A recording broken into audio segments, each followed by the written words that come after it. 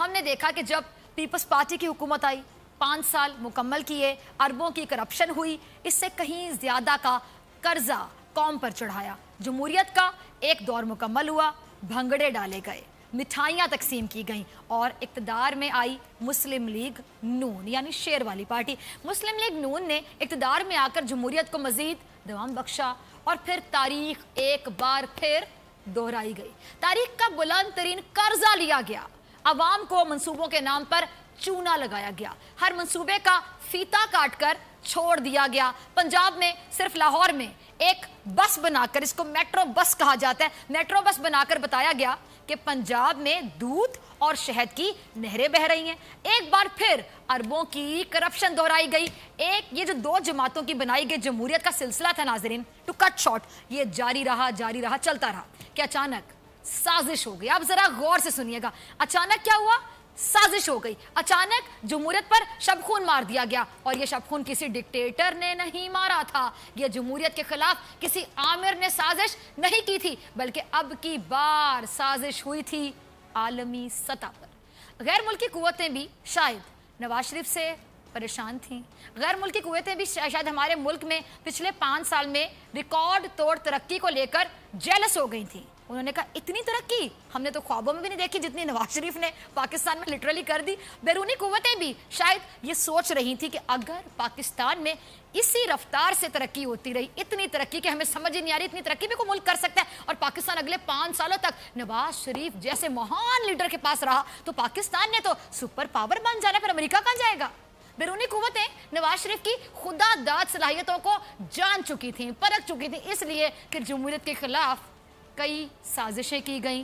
سازش ہوئی جی Panama scandal کی شکل میں, بہت بڑی سازش اس مہان لیڈر جس کی شکل آپ ٹی وی پر دیکھ رہے ہیں نواز شریف کے خلاف ہوئی. اور پناما اسکینڈل آیا جس میں قائد جمہوریت حضرت میاں نواز شریف صاحب کے جمہوری بچے, جو جمہوری طریقے سے اگر میں کہوں تو بہت چھوٹی سی عمر میں اربوں کے مالک بنے بیٹھے تھے, ان کے نام سامنے آ گئے.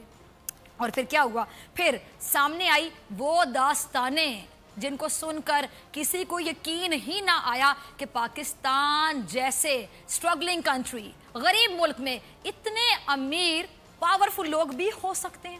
کسی کو یقین ہی نہ آیا کہ نواز شریف اتنے باصلاحیت ہیں کہ ووٹ پاکستان میں لیتے ہیں اور ترقی ہو رہی ہے وہ برطانیہ میں.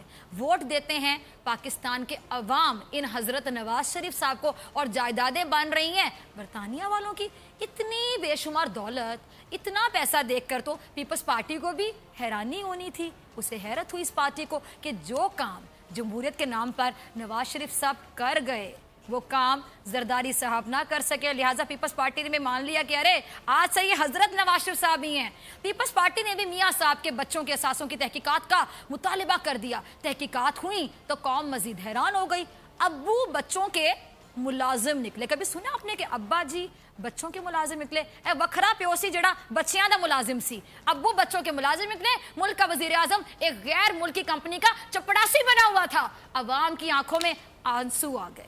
ایموشنل سین ہو گیا نا ناظرین. اتنا عظیم لیڈر, اتنا مہان لیڈر, اتنا عظیم قائد, کیا کہتے ہیں تا حیات قائد, کبھی نہ مکنے والا قائد, اتنا عظیم قائد, اتنا عظیم لیڈر, اتنا بہترین وزیر اعظم جو ملک اور قوم کی ترقی کے لیے صرف اس ملک میں نہیں بلکہ اس ملک سے باہر دوسرے ممالک میں بھی نوکریاں کر رہا تھا, محنت کر رہا تھا. اتنی محنت کہ کسی طرح اس قوم کے بچوں کا, آنے والی نسلوں کا مستقبل سنور جائے. لیکن شاید قسمت نواز شریف کو چوتھی بار وزیر اعظم بنانے کو تیار ہی نہ تھی. اس لیے اس بار تحقیقات کا دائرہ جو تھا وہ وسیع ہوا تو اس دائرے میں پورا شریف خاندان آ گیا. اور ظلم کی انتہا تو اس وقت ہوئی جب نواز شریف صاحب سے پوچھا گیا کہ 30 سال سے سیاست کر رہے ہیں آپ حضرت نواز شریف صاحب, حکومت میں آپ حضرت نواز شریف صاحب, آمدن سے زائد اثاثے بنائے ہوئے ہیں حضرت نواز شریف صاحب, آپ نے ان کے ذرائع تو بتائیں ذرا, ہمیں بھی پتہ چلے کہ ترقی ایسے کیسے ہوتی ہے. ہر کوئی ترقی کرنا چاہتا ہے. بس یہ سوال